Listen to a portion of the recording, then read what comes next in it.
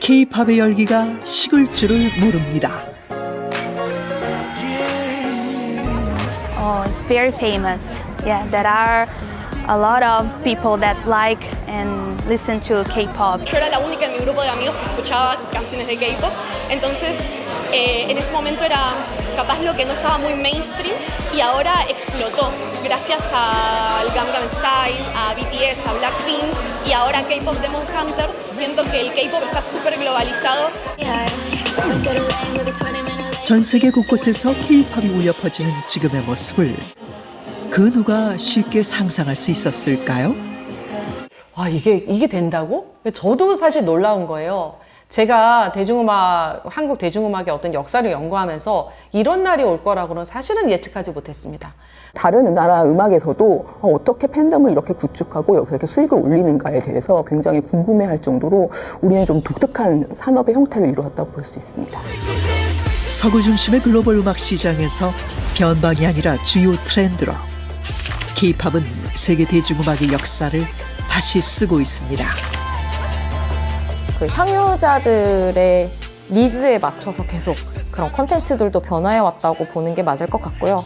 우리나라 대중음악은 그 시대의 거울이거든요. 그래서 그 시대에 그 대중들이 즐겨 부렸던 상가 그 노래가 지금의 K-팝의 기초가 되지 않았나 그렇게 생각합니다. 이제는 독보적인 하나의 장르로 자리매김하고 있는 K-팝. 이 성공은 어디서 온 걸까요? 광복 80년 우리 대중음악사에서 K-팝의 뿌리를 찾아가 보겠습니다.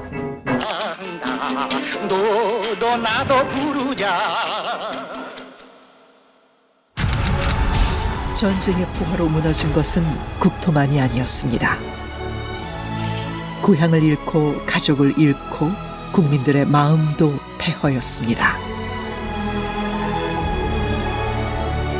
그때 사람들을 위로한 것, 노래였습니다.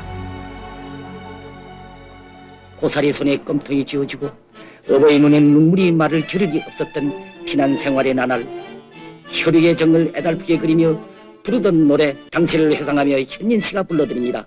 굳세어라 금순아. 넌 바람찬 흥남부두에. 전쟁의 상흔 때문일까요? 그 시절의 노랫말에는 이별의 애환이 많습니다.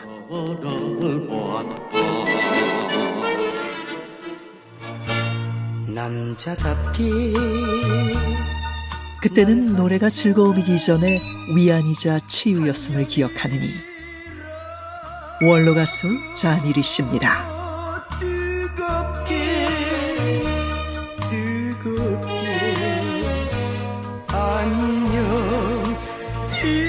뜨거운 안녕, 산호라면 등 그의 노래에는 지난 80년 우리 시대의 모습이 오롯이 녹아 있습니다. 제가 1951년도에 이북서 혼자 피난 내려와가지고 내가 외국인 양아버지를 만났어요. 그 부산에 가면 칠항망이라 그러죠. 그 항망에 그 총사령관이었었어요. 당시 우리나라에 주둔하고 있던 미 8군. 자니리 씨의 가수 인생도 거기서부터 시작되었습니다. 그 아버지가 장교식당 가면은 그 피아노가 있었어요. 제가 거기에 이제 피아노 칠 때 노래 한번 하러 해서 했죠. 그래가지고 장교들이 참 이뻐했어요. 나를 노래하는 거 보고. 전쟁 후 한반도 평화 유지를 위해 주둔했지만 미 8군은 우리나라 대중음악사에도 결정적인 영향을 끼쳤습니다. 미군들을 위로하기 위해 정기적으로 열렸던 무대, 바로 미 8군 쇼 때문입니다.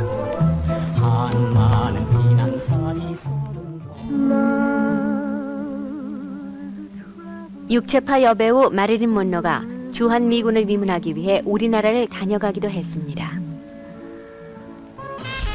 마릴린 먼로, 루이 암스트롱, 당대 최고의 스타들도 다녀갈 정도의 미 8군 무대는 국제적인 문화 교류의 장이자 서구 최신 음악이 유입되는 창구였습니다.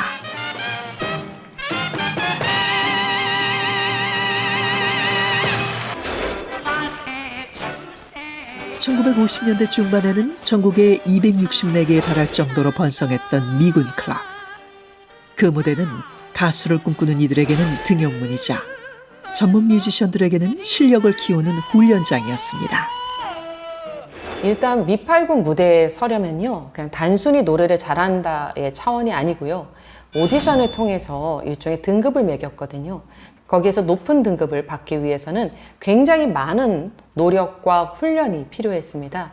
우리나라 대중음악계가 일종의 약간 전통음악 계열 또는 뭐 트로트 계열과 그 다음에 팝 계열로 나뉜다고 한다면 이 팝 계열을 담당하고 있던 부분이 바로 미팔군 무대였다라고 할 수 있고요. 미팔군 무대를 통해서 데뷔했던 수없이 많은 가수들이 나중에 이제 일반 대중에게 그 팝 계열의 음악을 알리는 데 결정적인 역할을 했죠. 이후 한국 대중음악을 이끈 수많은 거장들이 이 무대를 통해 성장했습니다. 일반 전체는 자기 노래 하나만 있으면 뭐 신라의 달밤 하나 부르고 가면 되는데 미국 군인들은 평택이다 뭐 어디다 뭐 이렇게 있으니까 한 바퀴 더 내면은 매일 오디션이니까 공부를 안 할 수가 없는 거예요. 그래서 8군에 있는 가수들이 실력이 있다 그런 거예요. 단순히 서구 음악을 모방하는 데만 그치지 않고 새로운 시도들도 이어집니다.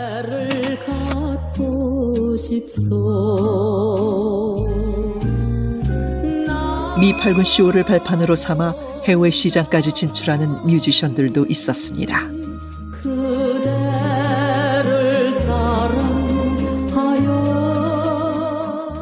그럼 먼저 김 시스터스의 노래로 봄맞이를 보내드리겠습니다. 1953년 데뷔한 원조 걸그룹 김 시스터즈입니다.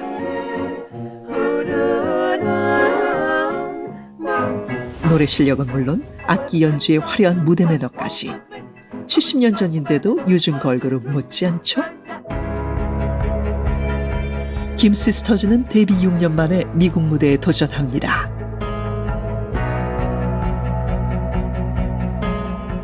From Korea, the Kim sisters.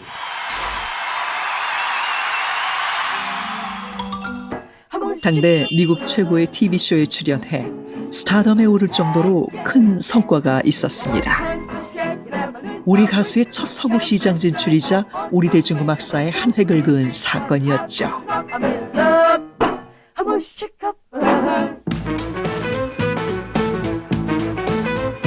그 시절 국내에서의 대중음악은 극장을 중심으로 발전해 갔습니다.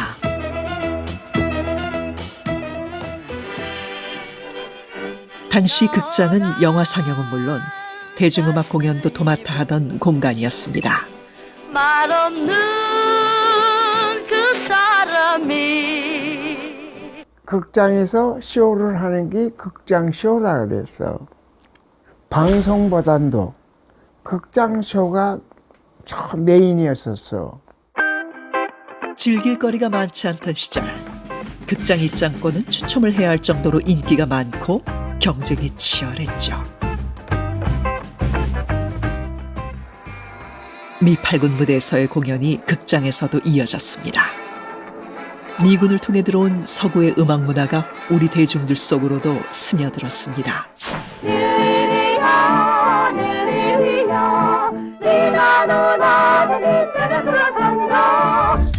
경제 성장에 박차를 가하던 1970년대 대중음악에도 변화가 생깁니다. 각 가정에 TV가 보급되었기 때문이죠. 인구 1000명당 텔레비전 보급률은 1966년 2대에서 해마다 증가하여 76년에는 281만 대가 보급되어 1000명당 78대로 늘었으며 81년에는 152대가 된다. 1973년을 기준으로 우리나라는 텔레비전 보급률이 필리핀, 대만보다 높다. TV 보급은 사람들이 음악을 즐기는 모습을 바꾸어 놓았습니다. 극장 극장까지 가지 않아도 집에서 손쉽게 음악을 즐길 수 있는 시대가 되었습니다. 방송국을 중심으로 음악 프로그램도 많이 늘어났습니다. 한 해가 저무는 12월에 74년도 10대 가수 가요제를 베풀었습니다.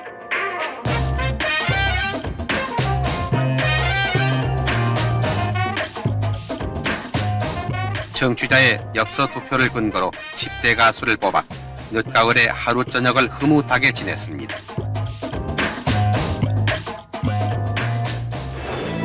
대중음악은 사람들에게 한결 더 친숙해졌습니다. 통기타 하나 들고 노래 실력을 뽐내는 무대도 늘어났습니다. 대학가요제가 1977년에 아마 1회가 열렸을 거예요. 대학가요제나 또 강변가요제를 통해서 우리가 가수가 될 수 있는 정식 그 루트인 것처럼 알려진 만큼 대중의 굉장히 많은 호응을 얻었었고요. 각종 가요제와 방송 무대에서 실력 있는 가수들이 쏟아져 나왔습니다.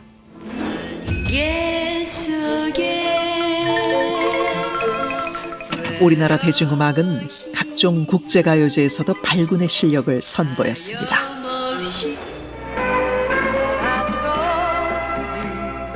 (80일) 세계가요제가 서울 세종문화회관에서 열렸습니다. 한국방송공사가 주최한 이 가요제에는 19개국에서 23곡이 참가한 가운데 경연을 벌였습니다. 국제가요제 출전은 우리 대중음악의 해외 진출 가능성을 점쳐보는 자리이기도 했습니다.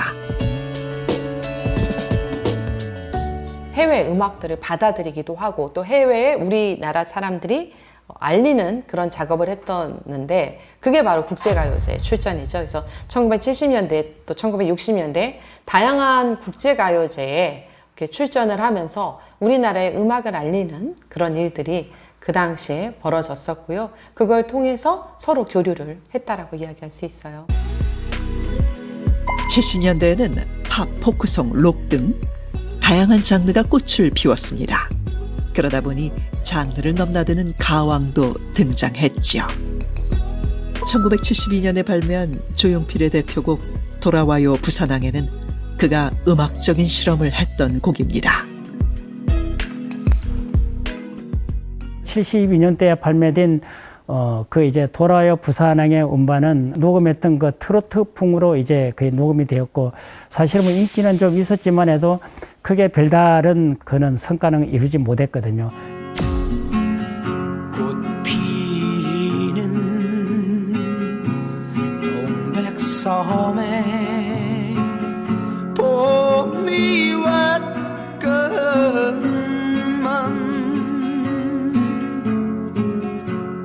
지금은 전 국민이 다 아는 국민가요 중 하나지만 트로트풍으로 첫 발매가 되었을 당시엔 큰 반향이 없었답니다.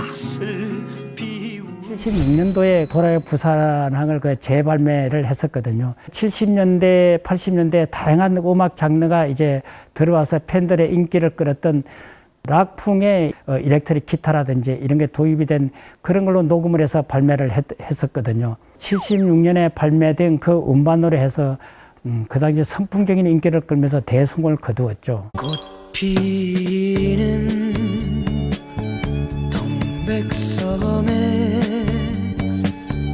봄이 왔건 트로트의 록 스타일이 가미되자 대중의 반응도 달라졌습니다. 이 곡이 공전의 히트를 치면서 많은 뮤지션들이 장르를 융합하는 데 영감을 얻었습니다. 우리나라 대중음악이 이렇게 외국에 이제 또는 이 그 다른 음악의 장르를 같이 이제 소화를 시키면서 하나의 이제 발전 가능성을 보여준 그런 사례라고 볼 수 있습니다. 단발머리나 이제 못 찾겠다 뭐 꾀꼬리 이런 곡들도 돌아와요 부산항에 거기서 이제 힌트를 얻은 것 같아요. 장르에 국한되지 않는 전천후 뮤지션으로 실력과 대중적 인기를 모두 거머쥐었던 조용필. 그 시절 음악을 사랑했던 이들에게는 잊지 못할 이름입니다. 조용필 씨는 노래가 많죠. 제일 처음에는 돌아와요 부산항, 그걸 굉장히 히트를 많이 했고, 창밖의 여자는 눈물 났어요. 가슴 저리고 눈물 나는 노래고 지금도 그런 노래가 나오면 눈물 날 정도로 좋아했고 그러고 뭐 기도하는 하면 사람들이 좋아하는 거죠. 기도하는 사랑의 손길로 떨리는 그대를 안고 우리나라 노래 중에 조금 흥겨운 노래를 많이 해서 그래서 많이 들었던 것 같아요. 80년대를 이야기하면서 우리가 막 발라드, 뭐 트로트, 댄스 음악으로 나누는데 조용필 같은 경우는 모든 장르를 다 했었기 때문에 조용필이 장르다라고 할 정도로 많은 것들을 섭렵을 했고 정말 노래를 잘했던 가수고 그리고 팬층이 굉장히 두터웠고 그런 부분들이 어떻게 보면 우리나라 대중음악사에서 되게 중요한 기점, 중요한 지점이라고 이야기할 수 있고요. 전 세대가 즐기는 음악. 대중음악 시장이 조금씩 넓어지면서 음악적 다양성도 확대되는 시기였습니다. 우리 대중음악에 또 다른 혁명이 찾아온 것은 90년대입니다. 민주화 과정에서 국민 개개인의 자유와 자율의 폭이 확대됐습니다. 특히 해외여행에서는 연령 제한이 폐지되고 여권 발급 제도도 개선됐습니다.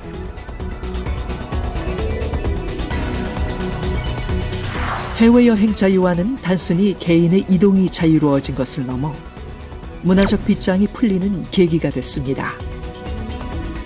해외 문화를 경험하는 이들이 늘면서 대중음악에도 새로운 세대가 생겨났습니다.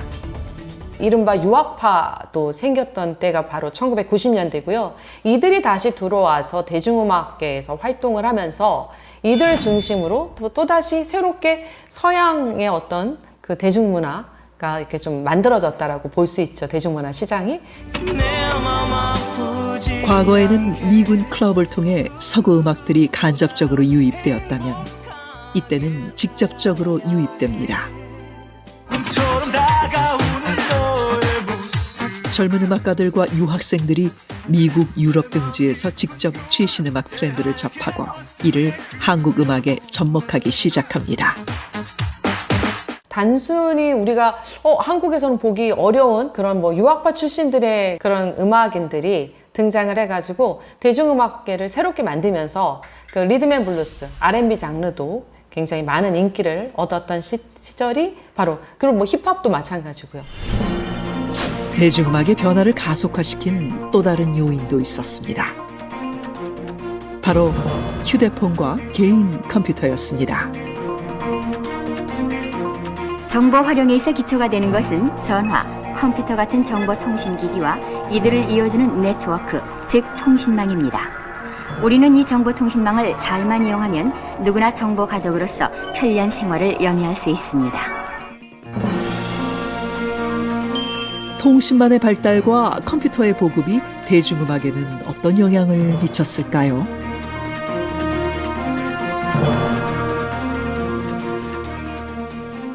그리고 인터넷 커뮤니티라던가 뭐 PC 동호회라던가 이런 부분들을 통해서 사람들끼리 내가 좋아하는 팬을 중심으로 해서 연대하고 소통하고 공감대를 형성하는 그런 팬문화가 만들어진 것이 1990년대 후반이 되게 본격적이다라고 이야기할 수 있겠죠. 한국 대중음악만의 독특한 문화, 팬덤이 생겨납니다. 좋아하는 가수의 정보를 공유하고 음반 구매를 공동으로 기획하는 등 팬덤은 팬심을 조직적으로 표출하며 음악 산업의 중요한 주체로 등장합니다. 지금까지는 없었던 여러 가지의 새로운 생태계들이 이후에 어떤 뭐 음악씬이라면 음악씬일 테고 혹은 크게 보자면은 세계적으로 어떤 사회 구성원으로서 만들어 나갈 새로운 흐름들이 저는 항상 좀 흥미로운 지점이 있어요. 서태지와 아이들처럼 뭔가 본격적인 그런 산업화 혹은 지금의 대중음악 씬을 읽기에 유효한 코드들이 그때부터 많이 등장을 했다고 이야기를 하거든요.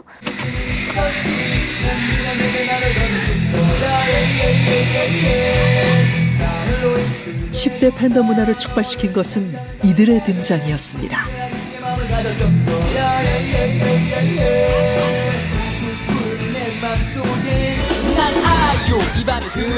활동 기간은 짧았지만 서태지와 아이들이 우리 대중음악사에 남긴 것은 큽니다.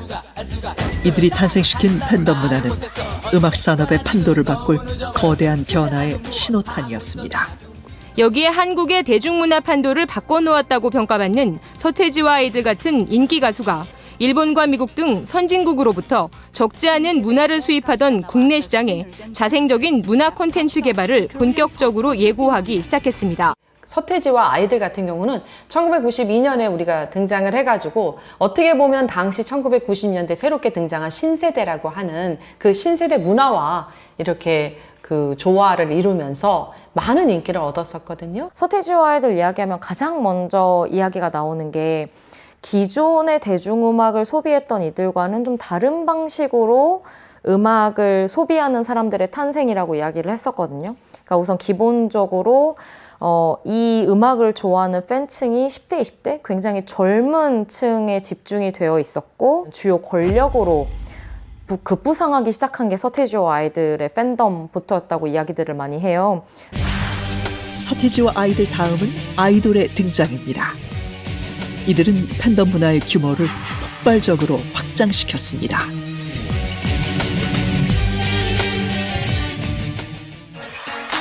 형형색색의 풍선으로 물든 공연장.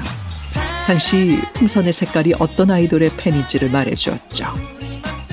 온라인 소통으로 공통의 응원 문화, 응원 도구도 생겨났습니다.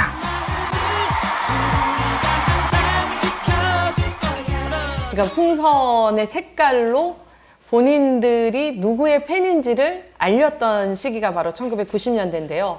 1990년대 다양한 아까 뭐 H.O.T, 잭스키스, S.E.S, 핑클 이런 식으로 뭔가 그 경쟁 구도가 만들어지고 또 내가 좋아하는 그런 그룹이 또 생기면서 그들 사이에 팬덤 문화가 형성이 됩니다. 우리나라 대중음악을 이끄는 중요한 요소로 자리 잡은 팬덤. 그렇다면 이들이 열광하는 아이돌은 어떻게 탄생했을까요? 스타의 탄생은 우연이 아니었습니다. 그 뒤에는 대형 기획사들과 그들이 구축한 체계적인 시스템이 있었습니다. 개인의 역량에만 의존하던 시대를 지나 트레이닝을 통해 스타를 양성하는 시스템으로 대중음악 산업이 진화했습니다. 90년대가 사실은 한국 대중음악에 있어서 가장 융성한 때였다고 얘기를 많이 해요. 좀 황금기라는 언급을 많이 하고 기획사들이 음악씬 안에서 좀 각광을 받기 시작하면서부터는 투자 대비 어떤 수익을 낼 수 있는 확실한 수익화 구조를 가지고 있는 음악이나 체계에 대한 관심이 음악씬 안에서 많아졌던 것 같고요. 노래, 춤, 애티튜드 같은 것들을 가르치고 그것으로 이제 어떤 완성형의 스타의 모습을 만들어서 데뷔부터 좀 프로페셔널한 모습을 보이고 같은 것들에 대한 어떤 진짜 초기 프로토타입은 만들어져 있지 않았나 싶은 생각이 들어요. 하나의 아이돌 팀이 완성되려면 수많은 전문가들의 손을 거쳐야 합니다. 음악, 춤, 의상 등 다방면에 걸쳐 전문 트레이닝을 받을 뿐 아니라 음악 제작에서부터 팬 마케팅까지 대형 기획사는 모든 것을 기획하고 관리합니다. 그래서 아이돌들은 실력을 갖춘 완성형으로 데뷔하고 수준 높은 퍼포먼스가 가능했습니다. 90년대 중반에 서태지와 아이들, H.O.T가 등장하면서 K-팝이 산업이라고 등장할 수 있는 유통, 플랫폼, 다양한 채널, 뮤직비디오, 댄스, 다양한 것들이 만들어지게 창출하게 되었습니다.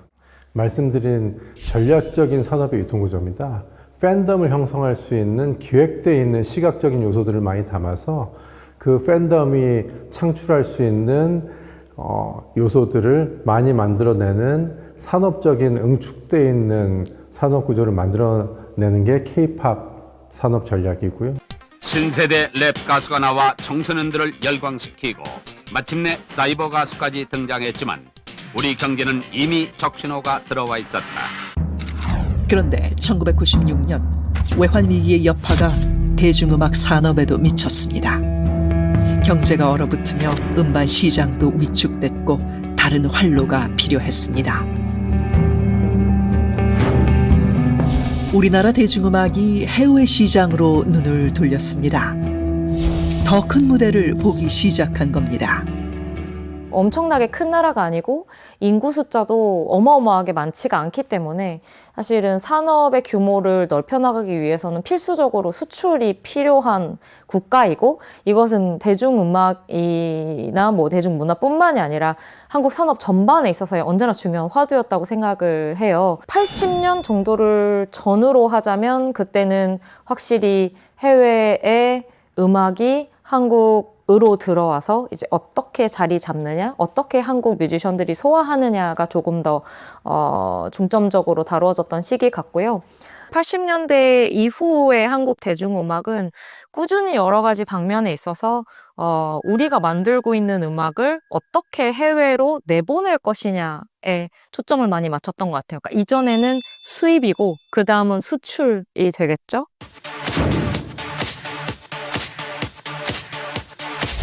이때 K-팝이라는 단어가 처음 등장합니다.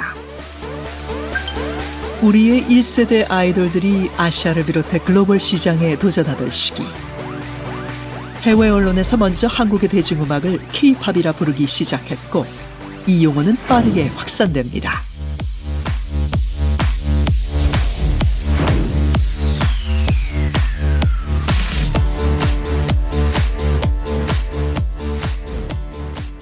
우리 가수들의 해외 진출 첫 교두보는 일본 시장에서였습니다.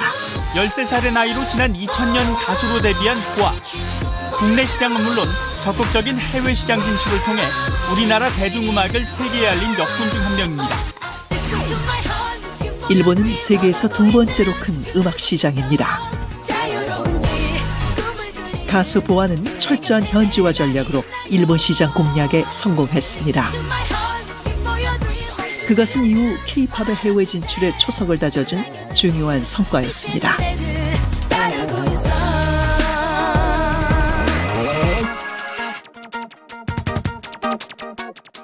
제가 옛날에 1997년으로 기억을 하는데요. 서울대에 이수만 씨가 와가지고 특강을 한 적이 있어요. 그래서 되게 그 인상적으로 들었었던 것이, 그때 이미 이제 본인은 해외에 진출하려는 어떤 계획이 있었더라고요. 근데 그때 무슨 말을 했냐면 현지화 전략이라는 거 이야기했었습니다. 보아 같은 경우도 진짜 일본에 맞게 그 일본 시장에 맞춰서 언어부터 해서 다 모든 것들을 그 훈련시키잖아요. 그렇게 해서 보아가 일본에서 성공을 할 수 있었고요. 그러니까 그 전까지 어쨌든 한국의 대중음악은 한국을 대상으로 하고 있었고, 한국 땅에서의 성공을 기반으로 모든 산업이 움직이고 있었다면, 보아 씨의 성공이 이루어진 이후에는 한국뿐만이 아니라 우리가 다른 국가, 다른 땅에서도 뭔가 이 우리의 음악을 가지고 새로운 흐름과 비즈니스를 만들어낼 수 있구나라는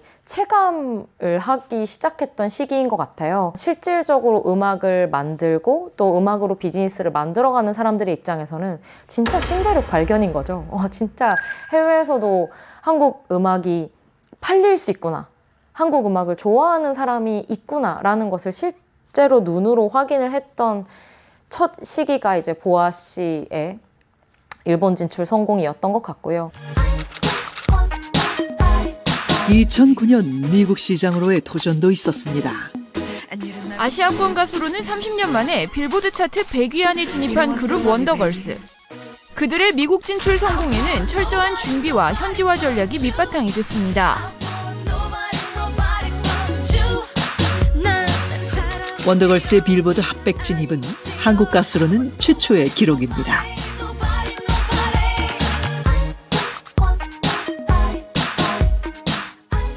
정말 그 원더걸스를 알리기 위해서 본인이 미국 가서 부딪히면서 노력하고 거기서 좌절도 하고 도전하고 이런 여러 가지 경험들을 통해서 노하우를 만든 것처럼 그런 과정이 있었기에 오늘날의 K-팝의 어떤 성공이 있었다, 이렇게 이야기할 수 있죠. 세계 음악 시장으로의 진출. K-팝의 두드림은 계속되었습니다. 그리고 드디어 우리의 도전에 날개를 달아주는 결정적인 계기가 생깁니다. 과연 무엇이었을까요?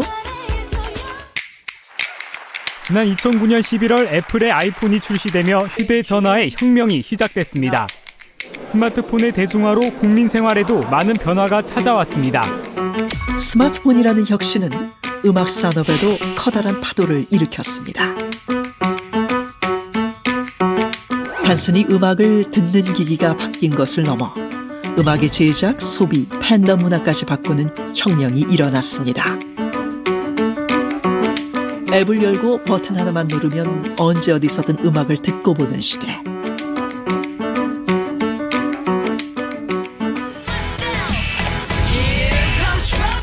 온라인 스트리밍 플랫폼을 통해 전 세계 사람들과 실시간으로 소통하고 빠르게 음악을 공유할 수 있습니다. 오빤 강남스타일. 그 변화를 체감한 첫 번째 사건은 싸이의 강남스타일이었습니다. 누구도 예상하지 못했던 일이었죠. 오빤 강남스타일.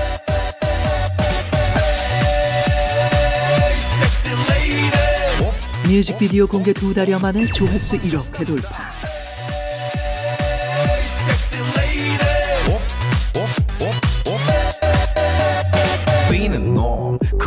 SNS를 타고 번진 돌풍은 정말 순식간에 전 세계에 퍼져나갔고 세계 최초로 조회수 10억 회라는 경이적인 기록까지 달성합니다. 강남스타일은 이전의 K-팝과는 다른 방식으로 새로운 플랫폼을 통해 K-팝의 존재감을 각인시킨 그야말로 사건이었습니다. 빌보드 차트 2위까지 기록하며 강남스타일은 K-팝 해외 진출에 새로운 길을 보여줬습니다. 싸이가 보여준 건 강남스타일을 통해서 보여줬던 건 일종의 유머 코드였거든요. 근데 그 유머 코드가 전 세계에 좀 통했던 거죠.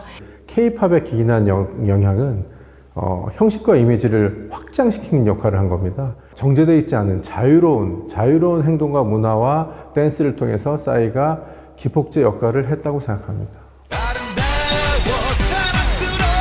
강남스타일 흥행은 그저 이벤트성으로 끝나지 않았습니다.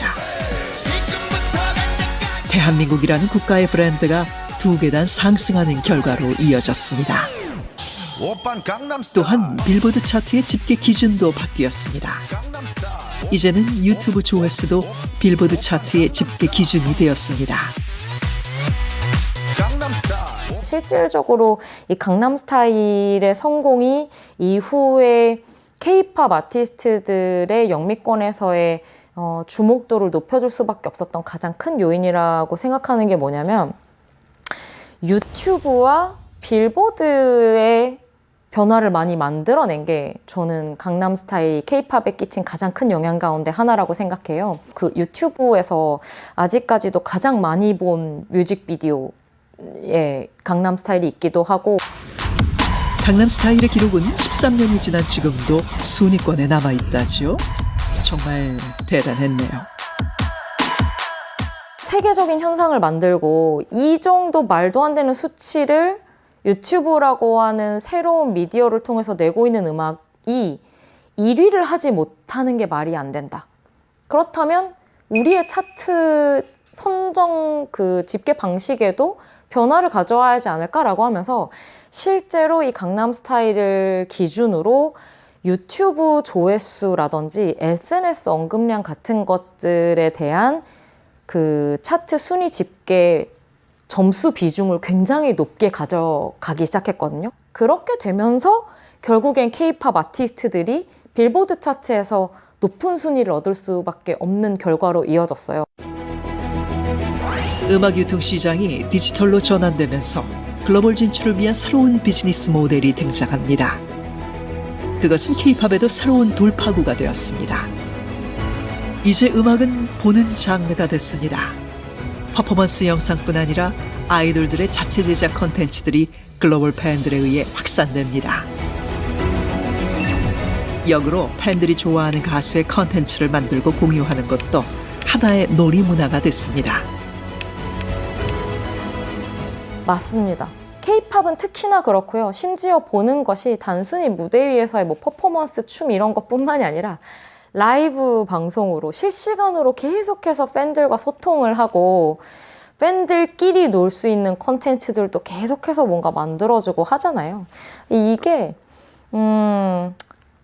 K-팝이 이렇게까지 열광적인 팬덤을 만들 수 있었던 가장 근본적인 이유이기도 하고요. 그리고 드디어 세계 시장에서 K-팝의 정점을 찍으며 역사를 다시 쓴 이들이 등장합니다. BTS가 빌보드 200 차트에 첫 진입한 것은 2015년이었습니다. 앨범의 수록곡이 한국어 가사로 돼 있어 의미가 더 컸습니다.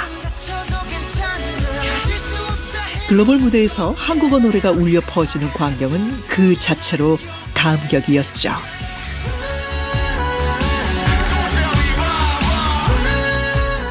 진짜 하기 어려운 건데 방탄소년단이 이렇게 해서 진짜 신기하고. 저희 어머니가 저희 BTS를 되게 좋아하세요. 그래서 그것 때문에 저도 평소에 관심을 많이 갖고 있었는데 대한민국 국민으로서 되게 감명받았고 좀 기뻤습니다. 불타오르네.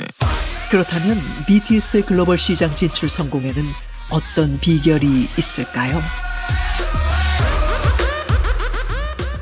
소비하는 사람, 그걸 향유하는 사람과의 상호작용이 엄청나게 큰 장르예요.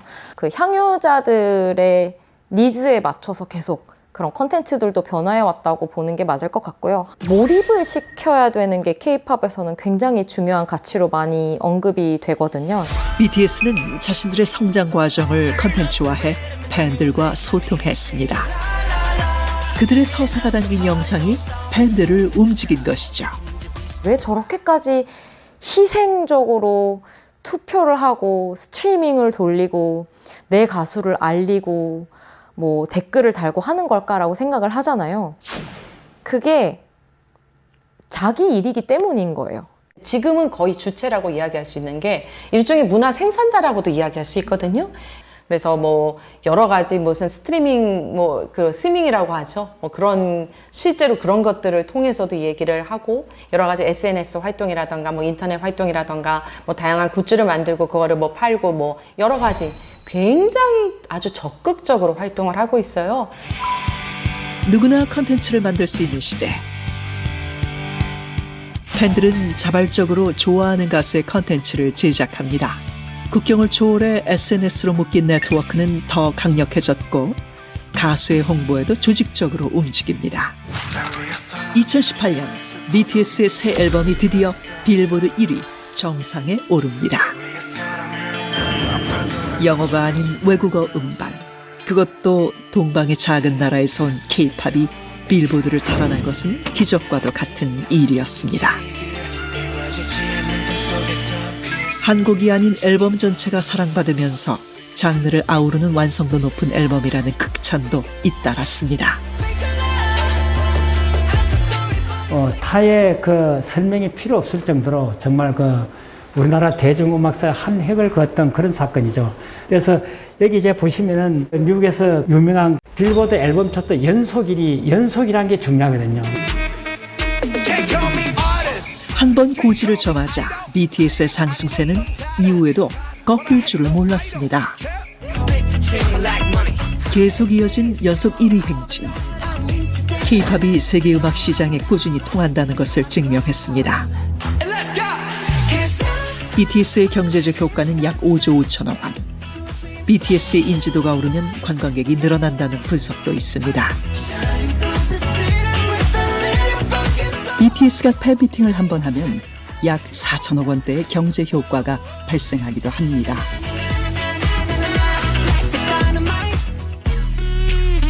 실제로는 어떨까요?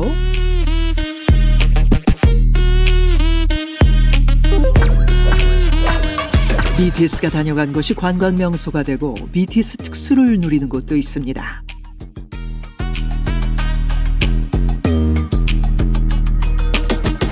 그래서 팬코놈이라는 용어도 퍼졌습니다. K-팝의 경제 효과가 다른 산업에까지 미치고 있습니다. 서울 지하철 전광판 광고는 약 42%가 팬들이 낸 K-팝 광고입니다.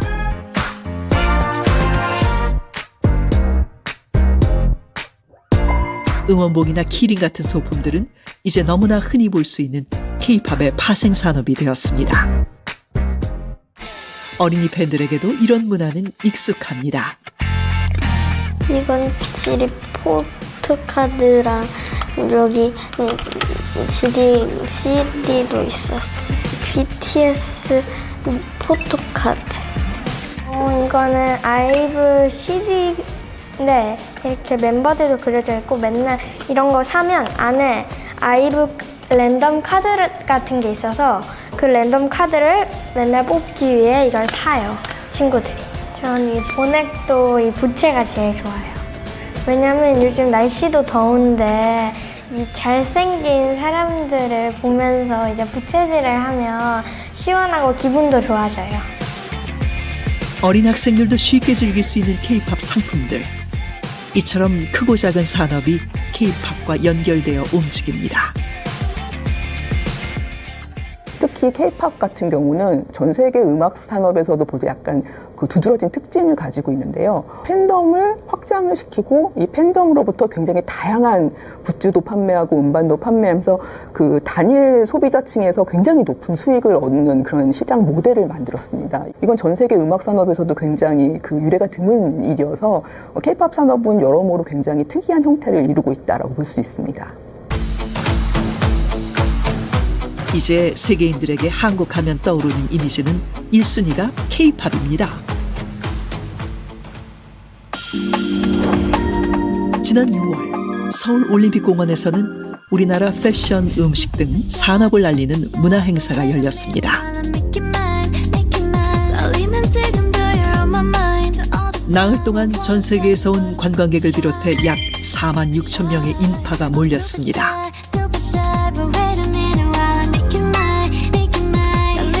그 중에서도 가장 긴 줄이 늘어선 이곳, 어디일까요?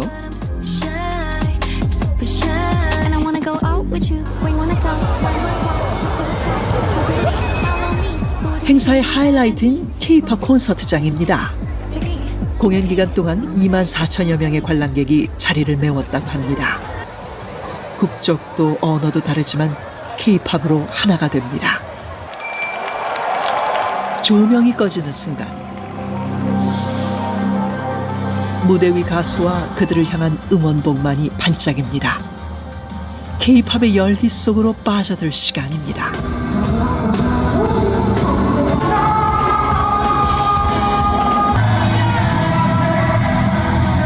한국어 노래를 따라 부르고 환호를 보내며 열광하는 글로벌 사람들. 그들이 직접 말하는 K-팝의 매력은 무엇일까요? Yes, I think so. I think the dance and sing at the same time is very different from others. So especially in Brazil, they don't do this. So in Brazil, they only sing or they only dance. So it's very different. I think for me personally, I care a lot about the lyrics. And because a lot of the lyrics are very deep when it comes to certain groups, I came to enjoy it more, and that's why I enjoy it the most these days too. 다른 한편에서도 또 다른 행사가 열리고 있습니다. 우리나라의 문화와 산업을 알리고 체험할 수 있도록 다양한 전시와 컨퍼런스가 열렸습니다. 저희 마이케이 페스타는 한류의 새로운 흐름을 세계로 연결하는 대형 페스티벌입니다. 예상보다 되게 해외 팬분들의 반응이 되게 많았는데요. 그래서 저희 공연을 이틀 동안 진행을 하는데 사전 예매율만 봤을 때만 해도 55% 이상은 다 해외 분들로 집계가 되었습니다. K-팝은 저희 행사에서 굉장히 핵심 축을 담당을 하고 있는데요. 글로벌 인기를 누리고 있는 아티스트 무대도 구성이 되어 있고 K-콘텐츠 산업 전시 등 다양한 분야의 한국 문화를 체험할 수 있도록 기획되었습니다. K-팝을 통해 한국이라는 나라를 알게 되고 K-팝 때문에 한국을 찾는 모습도 흔한 풍경입니다.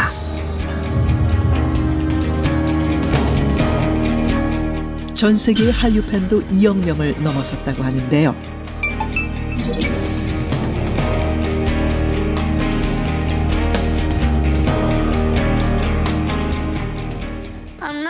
그중 한 나라로 가보겠습니다. 지난 8월 아르헨티나 특별한 K-팝 행사가 열렸습니다. 얼마나 관심이 뜨거웠는지 건물 밖까지 사람들이 늘어섰습니다. 모두 K-팝 팬들입니다.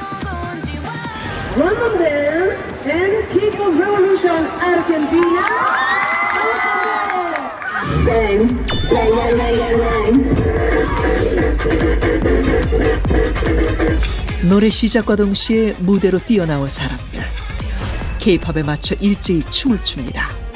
가사 하나, 동작 하나 모두 꿰고 있네요. 대단합니다. 벌써 14년째 열리는 행사라고 합니다. 올해는 약 2,000명이 참여했습니다. 특이한 점은 기획부터 진행까지 모두 아르헨티나 팬들이 주도한다는 것입니다.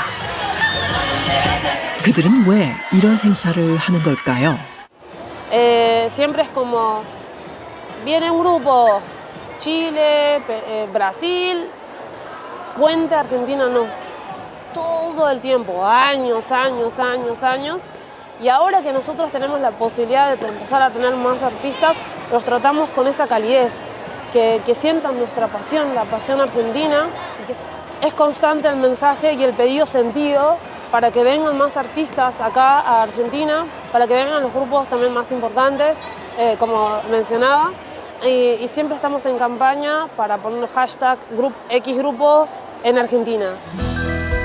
한국에 있는 K-팝 가수들에게 아르헨티나에도 많은 팬이 있다는 것을 알리고 싶어서 기획한 행사라고요.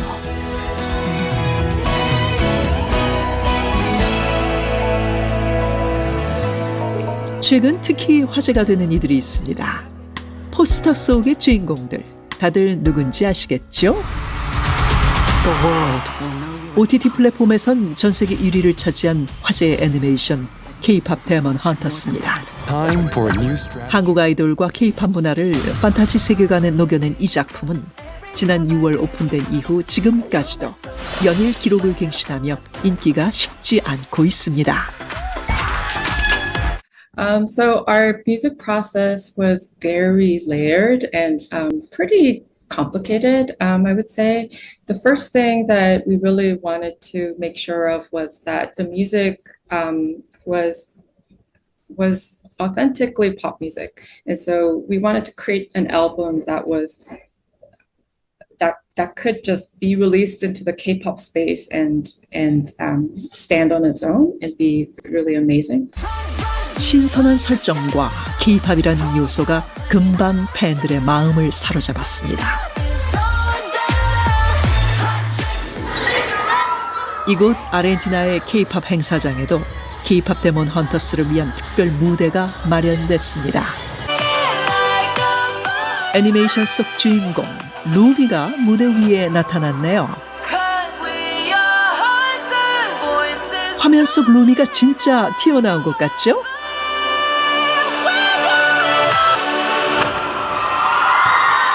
Yo ya los conozco, a veces me han visto en la cabina, y yo los conozco para decir, aguante la K-pop Revolution.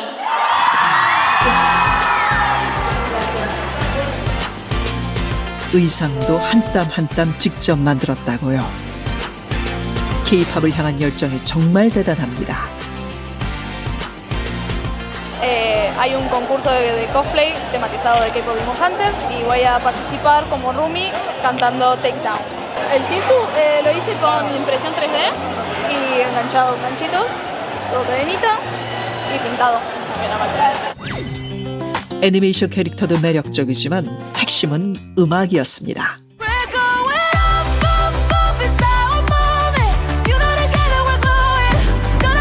OST들이 줄줄이 빌보드 차트를 석권했습니다. 그중 한 곡인 골드는 1위를 기록했습니다. 전 세계 음악 시장에서는 약간 마이너한 부분이다라는 평가가 많았었는데 이번에 K-팝 데몬 헌터스가 나와서 이렇게 세계적인 호응을 받는 걸 보면서 이제 진짜 주류 시장으로 진입하고 있다 이런 게 많이 확인이 된 상황이고요. K-팝 데몬 헌터스로 인해서 한국에 대한 관광의 그 호응도가 굉장히 높아진 것도 어떻게 보면 우리가 누릴 수 있는 효과였다고 봅니다. K-팝 데몬 헌터스가 공개된 후 우리나라를 방문한 관광객 수도 급격히 늘었습니다.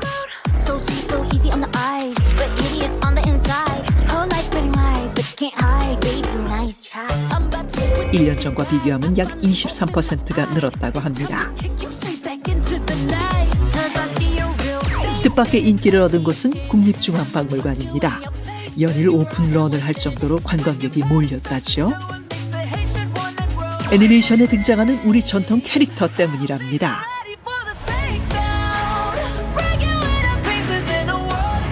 K-팝의 경제적 효과는 음악 산업에만 국한되지 않습니다. 우리 경제를 견인할 정도의 동력과 파급 효과를 가집니다. 음악 수출액 같은 경우는 다른 소비재 수출액을 늘리는 효과가 있기 때문에 더 주목을 받고 있습니다. 수출액이 한 1억 달러 이상 늘어날 때 이 관련된 소비재 수출액이 1.8억 달러 늘어난다. 즉 1.8배 이상 소비재 수출을 견인하는 효과가 있다고 해서 사실상 콘텐츠 수출은 자기 자신보다도 다른 소비재들을 더 늘리는 효과가 높다라고 이야기를 하고 있습니다. 전 세계를 대한민국으로 이끄는 힘. K-팝은 다음 단계, 지속 가능한 미래를 고민해야 합니다.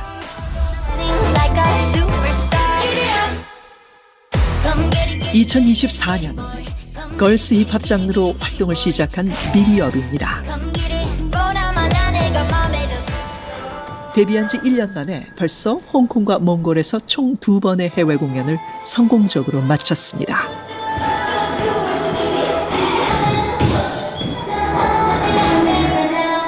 물 마시고 3분만 쉬었다가 다시 할까요? 그랬지? 좋아요. 와, 왜 이렇게 많이 마셨어, 우리? 언제? 나 왜 이렇게 많이 신인의 부담은 오로지 실력으로 이겨내야 했습니다. 연습만이 살 길이었죠. 저희는 파이팅 낙동으로 밀고 나가고 있기 때문에 약간 걸스 힙합 그런 느낌이라서 안무를 최대한 동작을 크게 하려고 다 같이 연습할 때 중요시 생각하고 있습니다. 해외 시장 진출을 목표로 외국인 멤버도 있습니다. K-팝 가수를 꿈꾸며 한국에 온 인도네시아 멤버 킴입니다. 저는 어렸을 때부터 노래 계속 했어요. 그리고 인도네시아에서도 가수 했어요. 근데 K-팝 해보고 싶어서 한국에 왔어요. 왜냐면 K-팝에서 너무 달라요. 약간 다 everything is really focused, not only singing, 춤, 표정, 그리고 visual, 다 everything is so detailed and focused, and I feel like it's a very, very unique thing as an artist, and I really felt that it would be fun to try, and it was fun, so. 또 다른 멤버는 태국에서 왔습니다. K-팝 아니면 다른 나라 가수 되고 싶어서 그때부터 계속 연습하고 한국에 왔어요. 그래서 K-팝 아이돌 꿈 시작해서 여기 혼자 와서 혼자 살면서 학원 다녔어요. 2년 동안 계속 오디션도 봐서 K-팝을 보며 자란 이들에게 K-팝을 꿈꾸는 것은 어쩌면 자연스러운 일이었을까요?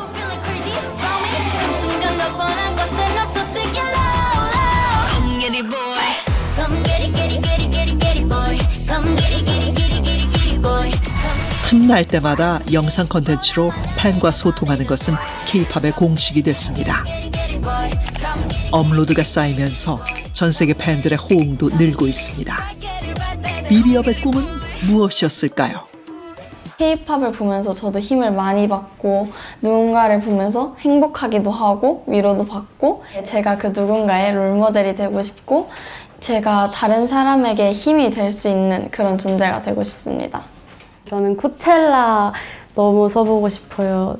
그 많은 아티스트 분들께서 서신 무대 제가 보고 너무 감동도 많이 받고 와 우리 비비업도 꼭 그 무대에 서서 멋있는 모습 보여드리고 싶다 라는 생각을 해서 코첼라에 꼭 한번 서보고 싶습니다. K-팝의 무대는 글로벌 무대. 세계 정상은 더 이상 비현실적인 도전이 아닙니다. 확실히 아티스트의 마음가짐이나 기획사의 기획 방향 같은 게 완전히 바뀌었구나 싶은 게 이제 활동의 목표 같은 것을 물어보면 예전에는 멜론 1위, 음악방송 1위 이런 것들을 이야기하던 신인 그룹들이 빌보드 1위, 그래미 후보 이런 것들을 이야기를 해요. 예전 같았으면은 정말 꿈도 크네 저 친구 이렇게 얘기했을 텐데 지금은 실제로 그런 일들이 벌어지는 시장이다 보니까 전혀 뜬구름 잡는 이야기가 아니라 실질적으로 조금 크게 잡은 목표 정도라고 인식을 많이 하게 되는 것 같아요. 그리고 각종 컨텐츠들을 통해서 이제 가수들이 팬들을 대할 때에도 한국인들만 있을 거라고 생각하는 가수는 정말 단 한 명도 없습니다. 정말 글로벌한 팬들을 늘 의식을 하고 있고요. 오늘날 전 세계가 열광하는 K-팝. 지난 여정은 녹록지 않았지만 우리에게는 빛나는 열매를 품은 문화가 있었습니다. 사실 영국이나 미국의 대중 음악의 고장에서 강복의 80년 짧은 역사의 이 대중음악이 세계 무대에서 정말 전 세계 대중음악을 강타한다는 것은 어떻게 보면은 이거는 말로 표현할 수 있는 그런 엄청난 사건이죠, 이건요. 변방의 작은 나라에서 세계 무대를 향한 문화 강국의 꿈. K-팝의 시장이 더 커지고 더 커지기 위해서 우리가 할 수 있는 여지는 더 커진다라고 보는 측면이 맞을 것 같고요. 문화 수용자들의 변화에 가장 빠르게 반응하면서 몸집을 바꿀 수 있는 장르 분야라고도 생각해서요. 어떻게든 끈질기게 살아남을 거라고 생각하는 편이긴 합니다. K-팝이라는 이제 장르가 이제 하나의 장르처럼 인식이 되고 하지만 그것도 하나의 고정된 모습은 또 아니거든요. 그래서 문화적인 어떤 보편성과 특수성을 어떻게 잘 배합하고 조화를 이룰 것인가가 우리에게 주어진 과제라는 생각이 들어요. 지나온 80년의 시간을 넘어 이제 새로운 리듬을 만들어갈 때입니다.